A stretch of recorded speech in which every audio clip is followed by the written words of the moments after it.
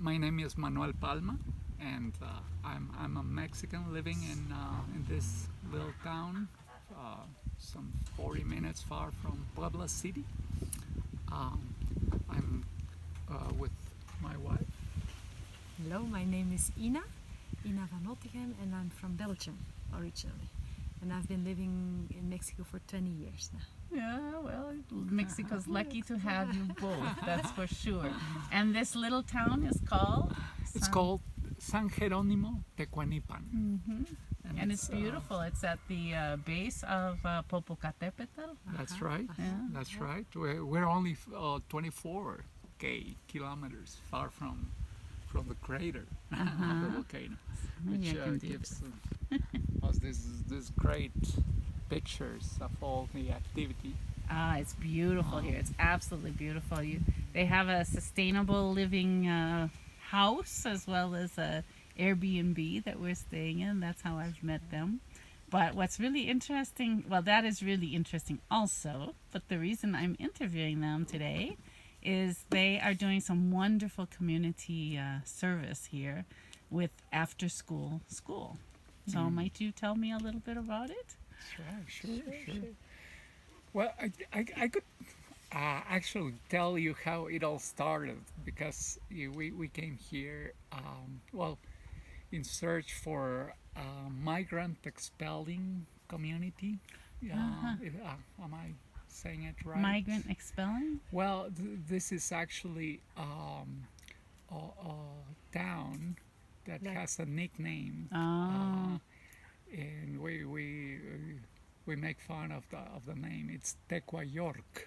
And saying that one in every six inhabitants are in that area of New York and Queens and New Jersey, I think. So they go from here to there, you mean, to That's find right. work. Okay.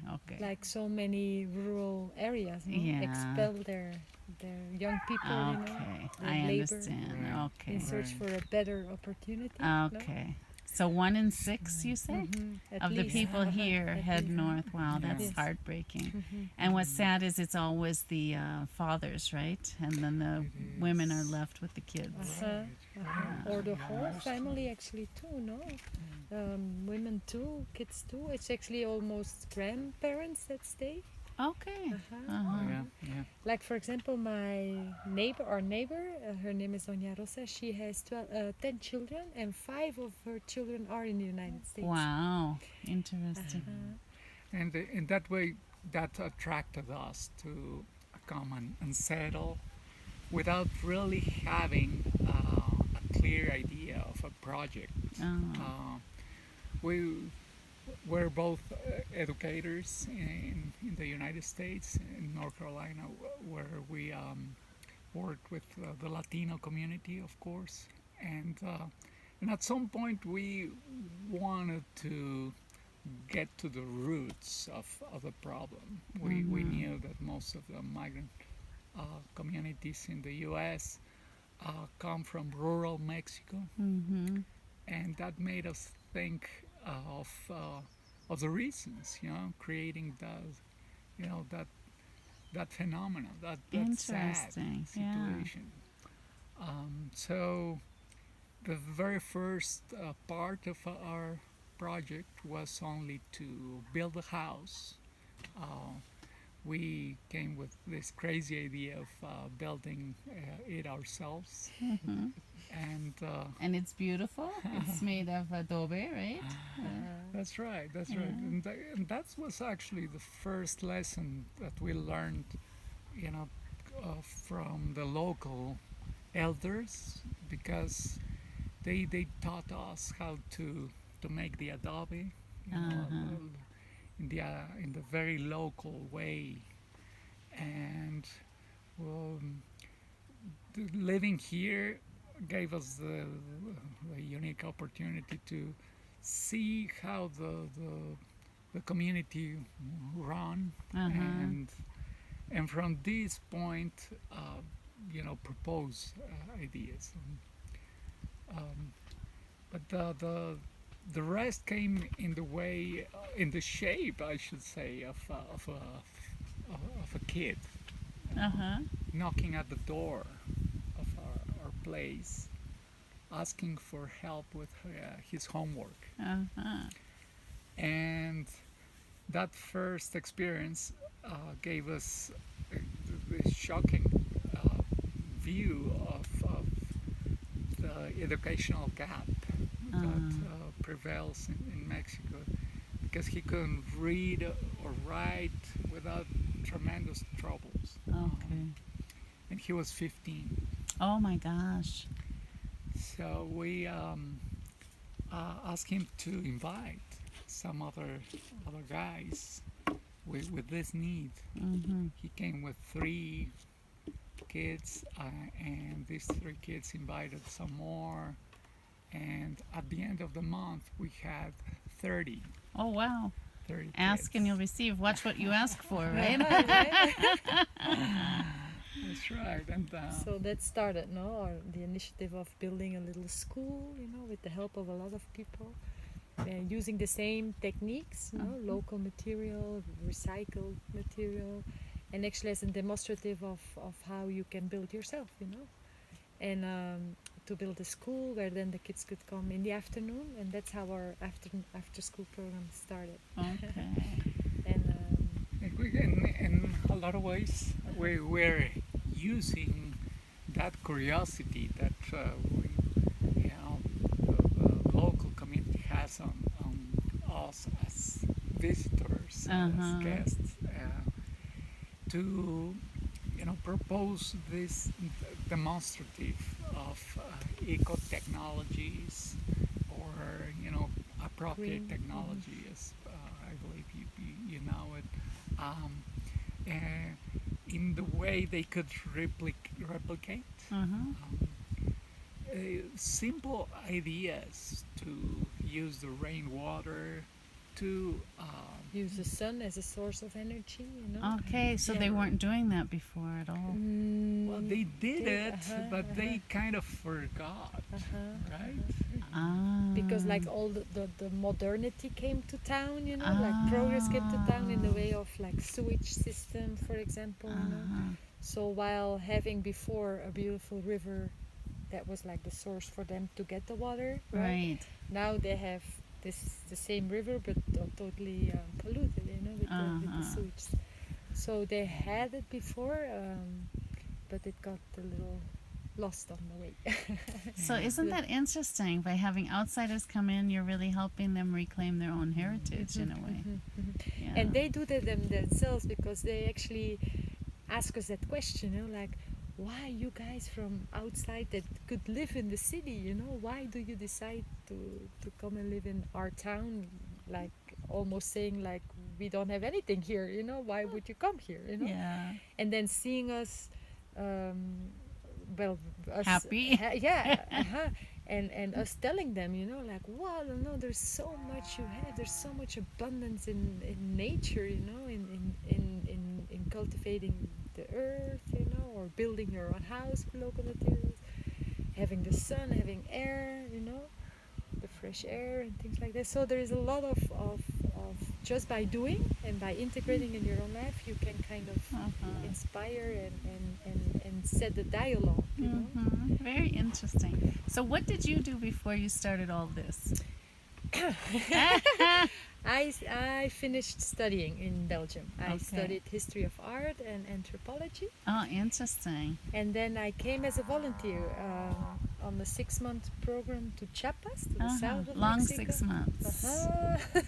She's now here for 20 years. But so if you have any question about what would be the reason behind that, just look at this You're the yeah.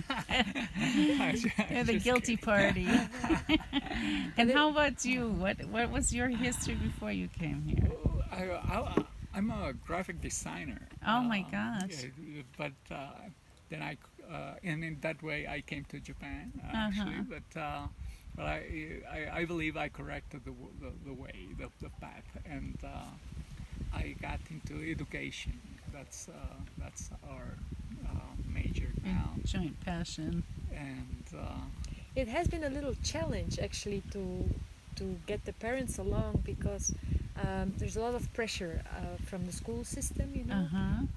to be successful academically, you know, which means math, writing, reading, you know, which is important, of course. Right. But there's not a lot of room for other topics or maybe alternatives ways of learning, like Okay. through plays or through experiments or by doing. You know? Uh-huh. So we kind of try to orient our program in the after school program to open up a little bit more that space, but we feel a little bit of resistance. No? Uh-huh.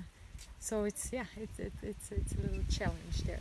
But So now the kids are from what age to what age that come to the program? we start from elementary school, first of Uh-huh. elementary school, and they actually continuing through through what do you say? The high school. Uh-huh. Yeah. Children that have been with us for about 8 years, That's that are now in middle amazing. school and in high school. Uh-huh. They keep coming.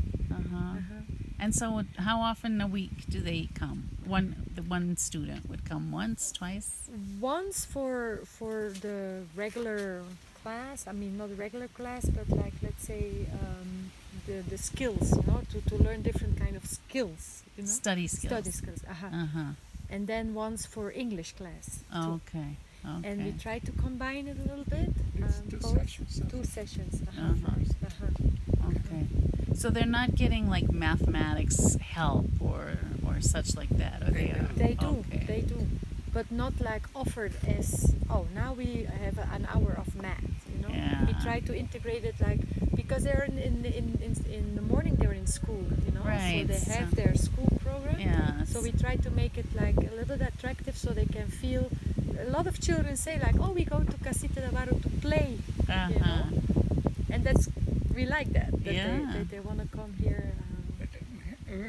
I believe that our goal with the educational program is to make kids believe that to be a farmer, it doesn't have to stink. Yeah. Because kids here have one goal, and is to go away and go get to the first city they have, or the United States. Uh-huh. So using math or using writing, reading skills, it's only an excuse for us to get to those issues. Uh-huh. And value, living Excellent. in the Yeah. countryside, or things like that. And do you see that the parents get more involved now? Like, are they starting to do some of the building techniques you've used, or the water? It took some time for us to get to see the first families, but slowly, they got to replicate little things. We But, actually built a library in the yeah, nice. kindergarten with all the moms. Like a year and a half ago, we built How wonderful. a mud school. Let's say. Uh-huh. A in the wonderful library. process, I should say. It's nice. actually, we got the project cancelled by the municipality authorities. Oh. We don't know that we had to have certain Buenas tardes. regulations attended. Uh-huh. But the interesting part of the process came after the fact that the parents accepted all the responsibility of the project and basically told the authorities, get Yeah, off. stay away. We're getting a free library. We're doing it ourselves. Beautiful. Uh-huh. And for us, that was like a major event that got even a more symbolic, a symbolic moment when the earthquake, the last Oh, I can big imagine. earthquake. Yeah. We're very nervous on how the whole could work with the movement, but I got an email from the parents right after the earthquake saying that the the building was the only one who didn't got any damage. Wow. Um, and I tell you, it was very symbolic because a lot of people started looking at that the technique as a way to come seriously into Well, it's the building. ancestral way to build a building. I assume you Absolutely. use the mud and adobe for there too, right? Absolutely, yeah, yeah. Wow.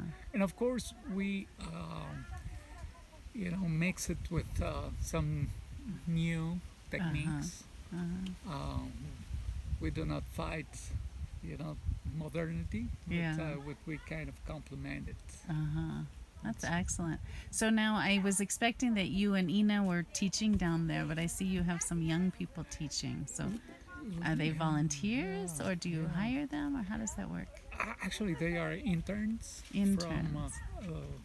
a university in Puebla, a private university. Excellent. We have an agreement with three private universities in Puebla, and they send us kids to get a first-hand experience of the Mexican rural, world. Sometimes I should say, people come here with for the first time, Wow. with So they're that city experience. kids. City kids. Um, And how long do they stay? One semester? one semester. Okay. That's right. And they live here in the village then? Some of them. Okay. Some choose to live. Some just come and go back. Okay. So from Puebla to here is what, an hour or so? Hour and a Some half? 35 minutes. 40 Oh, minutes. okay. Not so bad. Okay. It's Okay.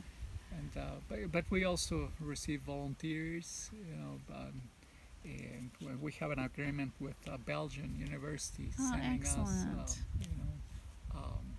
postgraduates, which is It's great teaching experience for them. oh Yeah. right, yeah. So then do you and Ina design the curriculum or how does that work? That's right. Uh-huh. That's right. Yeah, we're very lucky to, uh, be independent of the school systems. And Yeah. in that way, we can build our own syllabus. I told you this year they opened the doors in the local primary school for us to come twice a week for this environmental education Wonderful. classes, which is again an excuse for us to get into identity and culture. Yeah, that is so fantastic. And of course, you have the room here underneath the guest house, which looks to be a schoolroom. Yeah. That's right. That's right. Uh-huh. Well, that's the way we started in August. We were very nervous, to propose some kind of, mixing of, a cultural project, educational project Right. with guests, and but I can tell you it's been great Yeah. so far. So you just started this August? That's right. Ah, okay. That's right. That's All right. right. You're some of our first Wow. guests. So, wow. And you already have these alliances with 4 different universities. That's great. Well, I was referring to the guest house. Ah, okay, okay. In August, but Oh, the guest house in August. Hola, hijo. this is one of our. How are you? Our students, and he's Emiliano. Yo estoy hablando en inglés. Esto es inglés. ¿Tú hablas inglés un poquito? ¿No? ¿Qué ¿Quieres tal, decir? Emiliano? ¿Quieres decir hola? Perdón, eres Manuel, ¿verdad? Ah, Manuel. Emanuel. ¿Qué tal, Emanuel? ¿Qué haces? Ella también sabe inglés. Sí, yo soy americana. Hablo inglés. Hablo japonés también. Habla El señor japonés también. El maestro habla japonés. ¿No ¿Cómo es sabía? japonés? Nihongo. Yeah. 日本語がこういう風に話すよ。 Ya no entiendo nada. 日本語が喋ってるよ。You see, I couldn't come with a word. You know, The I was switch just. is always hard. The switch is hard. ¿Qué te parecía el japonés? Chistoso, ¿no? ¿Y usted sí le cacha? Sí, por ejemplo, los números. Ichi. Casa en japonés significa sombrilla, paraguas, ¿Cómo ves? casa. ¿Y sabes qué es un taco en japonés? Un pulpo. Uno de estos con 8 brazos. Se llama taco. Taco. Ah. ¿Y taco de pulpo? ¿Cómo se llama?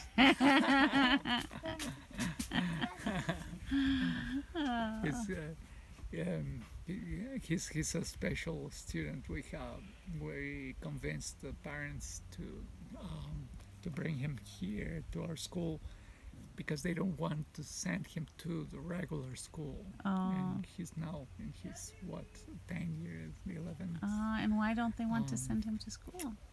He developed some kind of educational, troubles, learning Learning difficulties. and they just decided he Wow. should quit. It was Wow, that is really sad. yeah. Yeah. So thank goodness you were able to help him out. Well, we're trying. Yeah, yeah. A few hours a week, it's hard. It is. Yeah. It is. So okay, so the Airbnb is since August, but your school Right. is how long now? We started in 2009. Okay, so with wow, the 10 years schools. already. That's right. Yeah. It's been And 10 did you have it here in this place or?